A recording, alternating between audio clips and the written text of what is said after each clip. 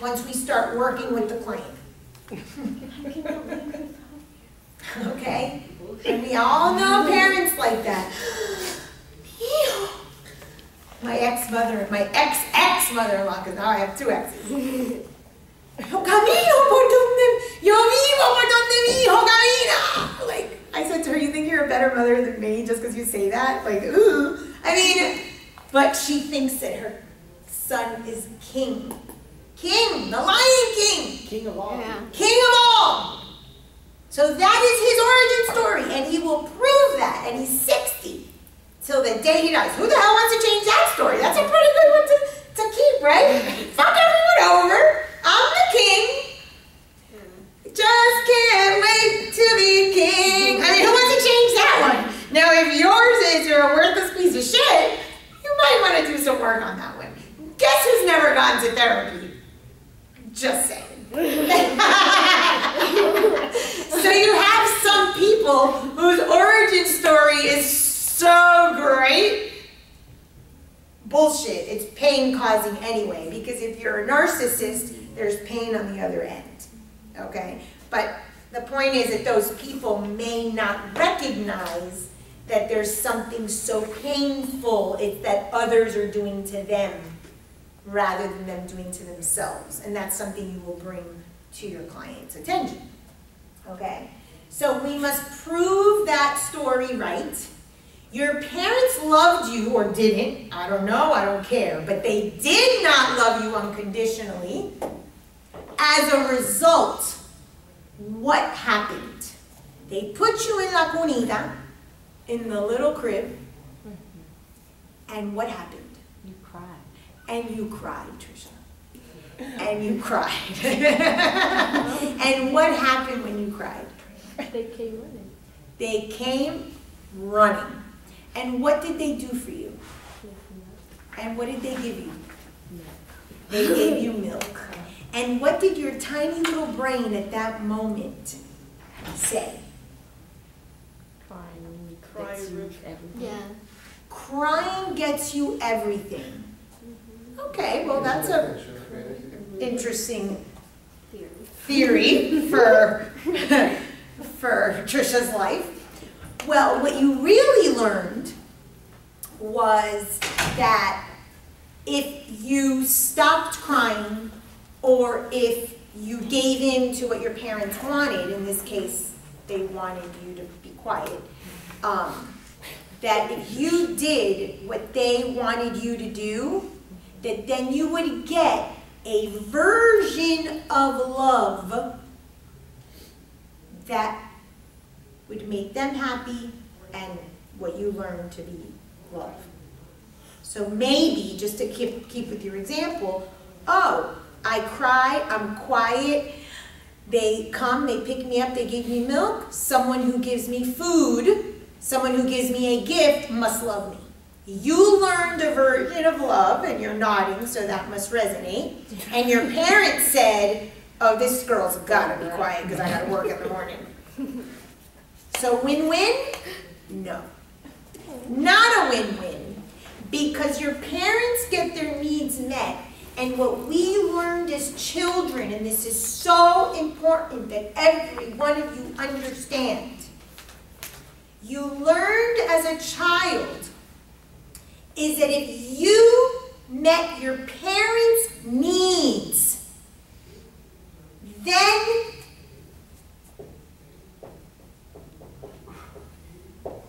you were worthy. What problem does that create as you get older? Insecurity, yes, that something could be taken away from you. That unless you do something for someone, you're not worth something. What other problem can this create as you get older? Emptiness. Oh, absolutely. But think of logic, practical. You're in a relationship with mom. Mom gives you something. You give her something. Materialistic love? It doesn't have to necessarily be material like things, but yes, that there's an exchange. That love is a barter system. And in order for me to get your love, I better know what you need and give it to you. Because if I fail to do that, I am a piece of worthless crap. And enter, when we do marriage and family, the spin-off theory, which is called the truth is in the triad, when this theory turns into relationships. Because it's all spun onto why all these relationships suck. But we have to understand this before we can understand why the relationships don't work, because they're all built on this. So now I have learned at about 3 days old that my mother needs to sleep. She wants me to shut up. And that she's going to give something to me, and I'm going to, which is a reward. So that's conditioning, right? I'm going to get a reward, and I'm going to be quiet. And that means that I have now learned something very important. And put this in your notes, and look at this in your life. Because every single one of you is a prostitute, and every single one of you has a price. And if you thought one day, like I used to, that you didn't, it's a big fat lie. This makes us prostitutes. We all have a price. So what we learn is, oh, I am worthwhile because I took your pain away and you got to go to sleep. I'm in control. Oh, if I bring home good grades, that makes you happy.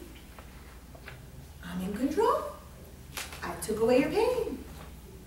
Oh, you're drunk on the floor and I drag you to the bed and clean you up, and the next morning you give me a hug and say thank you, and I find you making me pancakes for breakfast. I'm in control.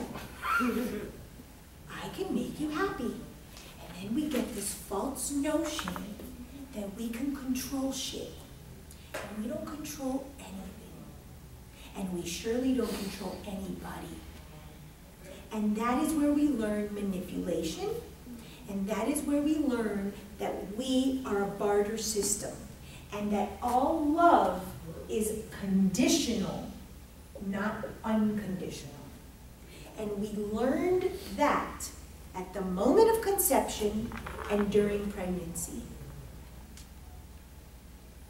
So from the moment of conception, we already have our mind determined, our worth determined, the story of our life determined, our price and prostitution determined, behaviors that will lead us to be control freaks or what we'll try to control determined. And so isn't it interesting that psych starts after birth, in childhood? What happened to all of the information that was stored pre-birth? Most psych theories do not address them. I am not telling you to believe in my theory. I am simply giving you a different perspective. You are going to pick and choose what you like or what you don't like. And if it doesn't serve you, throw it out the window. It's just another lecture. Okay? And I'm going to give you the explanation of where I developed these tenets, this theory, my theory that I work from, that works. It seems to work. My clients get something out of it. And it could be one more little tool in your toolbox. So, prior to even being born in the body, here in conception, what develops? Right, but at conception, what is developed? Your subconscious mind. Okay? We're thinking Francis. We're not thinking science. Okay? So we're going to go to Freud. And here, down here, you just got conceived. and here's your subconscious. The subconscious stores all the shit. Everything. Everything is stored in there. What you remember, what you don't remember, what you want to remember, what you don't want to remember, it's all stored down there. At the moment that your parents' little egg and sperm got together, kiss, kiss, kiss, what was in their subconscious mind became your mind. You do not have a mind of your own. The little bit above the iceberg, this is the little bit of your mind. This is the conscious mind where you think you chose what outfit you were going to wear. So we'll let you believe that you have. Can you check that? Make sure it's working. Yeah. Okay? But everything else, just does it say REC? Yeah. Okay. Everything else is here. What your parents thought about themselves, their goals, their dreams, their self-worth, their fight with their sister the day before, the money they stole from their father the week before, the girlfriend they had feelings for 3 years before that left him stranded. All of that comes flushing in with the sperm in the egg and goes whoosh in the orgasm. And the baby is formed. Pedro, raise those arms. Whoosh! And in that creation, all the crap that your parents ever felt about themselves is now you and you and you and you and you and you and you and you and me. Yay! We're created. So you're a damn child. We are all children wrapped in shit. We're shitlin.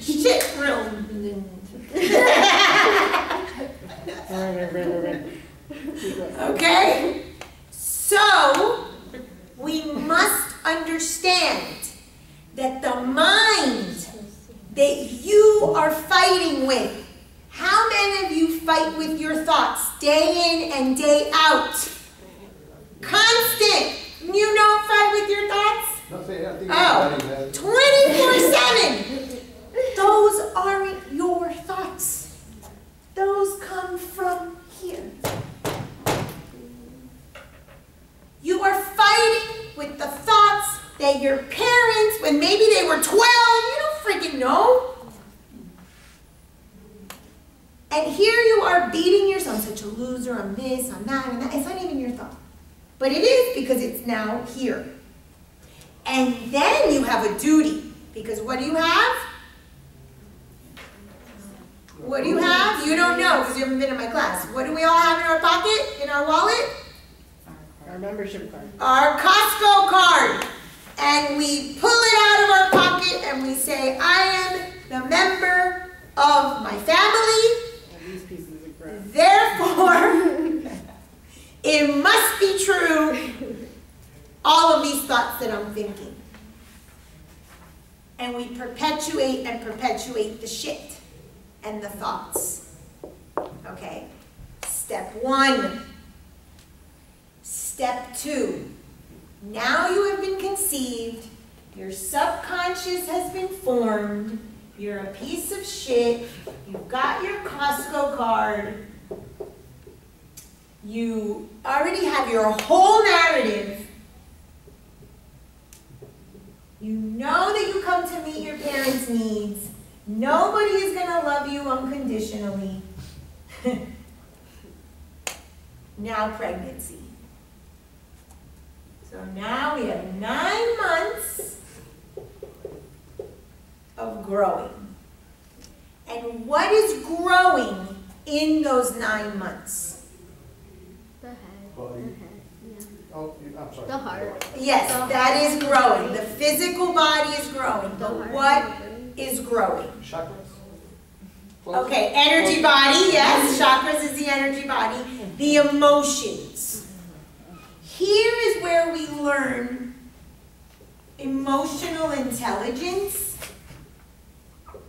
and our definition of love. How do you think you learn your definition of love during pregnancy? Because the mom is talking. Yeah. Okay, you're hearing stories, but what your mom is feeling. So, anybody have a story in pregnancy where their mother went through some crisis or something? Oh, hell yeah. 8 months pregnant. Her mom was 8 months They pregnant. were robbing a bank, and then she tried. Your mom was robbing the bank? No, somebody was robbing. No. Okay. So somebody was robbing a bank, and then she tried to push my aunt out the way, and she ended up getting like shot in the neck. Oh, Yeah. Wow. Wow. Yeah, while she was pregnant. Okay, so at 8 months pregnant, your mother put her sister, No, our aunt. her aunt, before herself. Yeah. Okay. Everybody. Do we know Jennifer? with that being said, Do we understand that Jennifer puts others, Yeah. one other in particular, Just one. yeah. just one, Just one. in front of herself? Yes. Out there. And she would take a bullet for that girl. Yes. Mhm. So in pregnancy, besides the value, besides the emotion, you get your values. The way your mother feels about things starts to create your value bucket.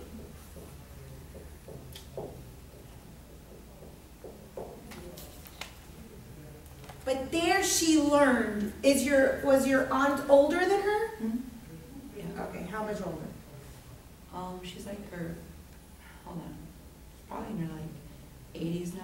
My mom's 52, so 30 something years. Okay. So kind of like a mother figure in Yes. a way. And your mother got shot in the neck, in the 5th chakra. Just saying. And what happened? She went from the hospital and she was like, And how were you? okay. I'm not good. No, Yeah, no, no, you're great. I'm just asking what they say, did they check, what? I mean, that's a pretty traumatic thing. There's a carotid artery there. Like I mean, this is not a minor, like, shot. No, if it would have been like a little bit Shot in the over, neck. she would have died. She would have Okay. been dead.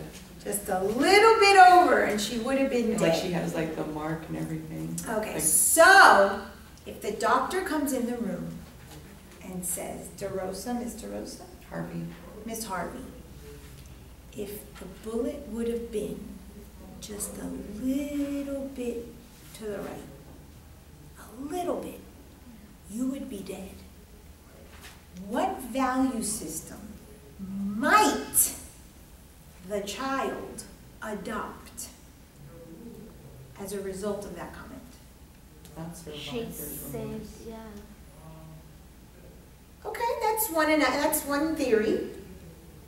I mean, why would she be remorseful of surviving? No one she loved died. But, okay, that's your theory. Listen, if you were told just a little inch and you could be dead, what do you learn? Think. I need you people to think. Think like me. If I hear you say that, I am going to go, ooh, behavior created. What behavior might Jennifer develop because in pregnancy, her mother skidded by? Okay, cautious could be one. And in our theory here, we have something called 0 to 100. So if cautious is, I'm going to walk a straight line, So I'm not near danger. There's a whole other side of that. Rebellion. Mama is going to be walking near danger's edge. Ooh. Yes? Just a little. Just a little. I'm very loud. Okay, so now we start developing. So you see how that story gave me a piece about you? And I didn't know. In her school, straight A's. Oh, don't you dare give me a 3.999. I want that 4.0. So you're going to find a person starts developing behaviors based on stories of conception and stories of pregnancy. So here she can walk the razor's edge, or, as Rebecca said, she could be ultra cautious. Because one slip and she could die. That's what starts creating how we behave in the world. What tends to happen is we start creating what we call duality. We've talked about this. In certain respects, she's going to be cautious. She's going to walk the line, like my dear friend Johnny Cash says. And in other situations, she's going to be risky, like Tom Cruise. So in the womb, conception, and in the womb, these stories start to create the behaviors that we will soon, in 0 to 7, we're not even born. And we already know that this girl will be dual between walking the line cautiously and risky behavior. That's at month 8. We don't even know what happened. Month 1, 2, 3, 4, 5, 6, 7. There's so much in there. So you see how this starts to build and build and build. No one is born yet. Her kidneys are not even fully developed. I don't know what happens in month 8. The lungs? I don't know. But she already has a duality in her personality that hasn't even been created. She has behavior that she doesn't even know she's going to have because of that one instance. And that's a pretty big damn instance. Most people don't have such a huge thing.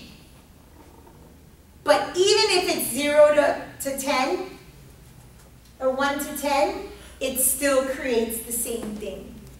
This is how duality is created. What is duality? We've talked about this. This is a super, super important concept you must understand in psychology, in human behavior. What is it when something is dual? Two sides. It has two sides. We often say people are two-faced. We often say, oh my God, that person is this, this, this. And then you talk to someone else and they're like, no, that person's a bitch. Yeah. And you're like, how did that happen?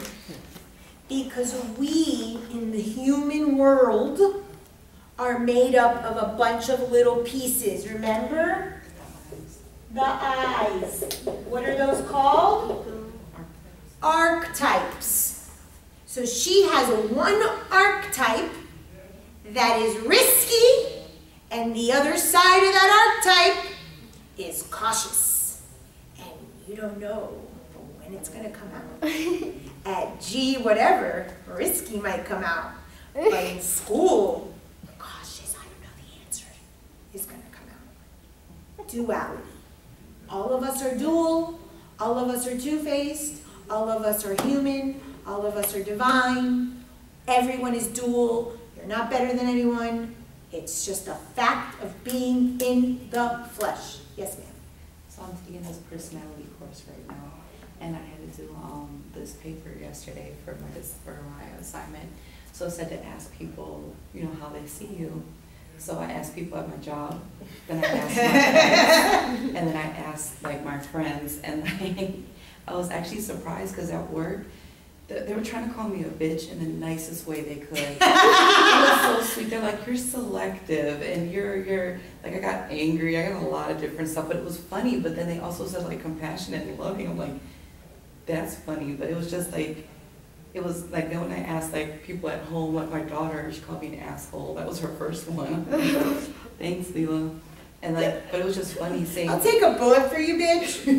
But I'm an asshole. But no, then she Thanks. switched it. Then she switched it to strong-willed, stubborn, and funny. I'm like, Okay, but remember that every adjective, 0 has the other side, 100.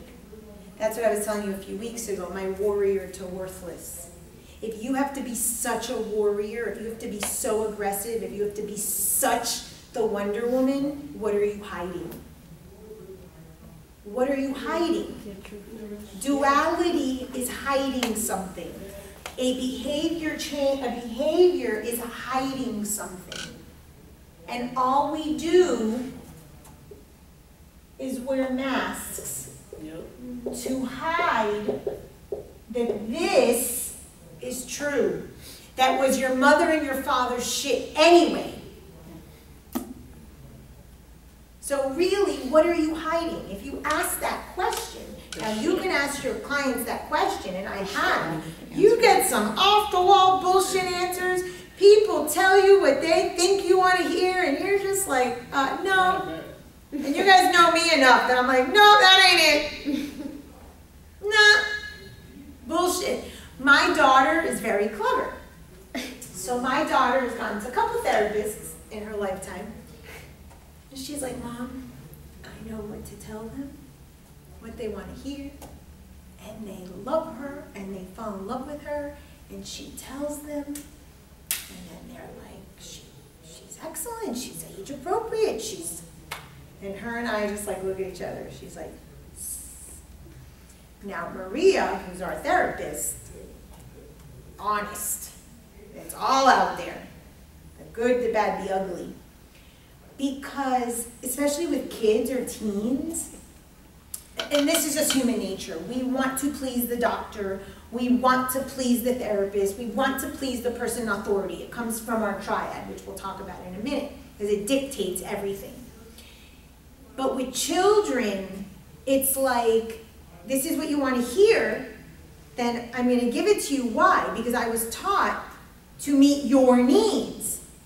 If the therapist thinks that the child learned something or did well, then now the therapist is happy. And now the child did exactly what he or she was taught, to meet the adult's needs. So when you have a real rapport with someone, a real authentic relationship, therapeutic relationship, that's when real healing can happen. And that doesn't happen overnight. I happen to be the kind of person that right off the bat, I'm going boom, boom, boom, boom, boom. I pull off your masks. I don't let you know what hit you, that you either love me or hate me. That's just my tactic, because that's the way I work. It doesn't mean I'm better or worse or special or anything. It's just my way. So I'm like, okay, boom, boom, boom, boom, boom. And the person's like, oh, fuck, I'm unmasked. I'm naked. What do I do? Oh, fuck it. Usually that's what I get. Well, she sees right through me, so it doesn't matter. Let's go. But that doesn't work for everybody. And that's okay. And there are people that need more coddle, you know, and that's the therapeutic part that we've talked about rapport and trust and things like that. But my daughter's one of those who can totally put it on, okay? Because there's always a flip side. So it's interesting. So with those people, a sign that you could do is take all of those adjectives and find the opposite, because they also feel that about you. So if they're saying you're selective, or you're a bitch, or you're angry, well, you're also X, Y, and Z. because they put like loving and compassionate and charismatic, I'm like, those are the ones I was more surprised by. I was like, what? You think I'm loving and compassionate? Like, I'm like, Is it the same person that's telling you that, or is it Well- different? Well, you know, I asked the DJ, I asked, like, people have known me for years, and they definitely, like, I don't know, I didn't see the loving and compassionate side not at my job, not at all. Okay, but maybe you're not loving and compassionate to them, but perhaps when you speak about your daughter. Or like the way you maybe listening to them when they're Yeah. talking to you about things.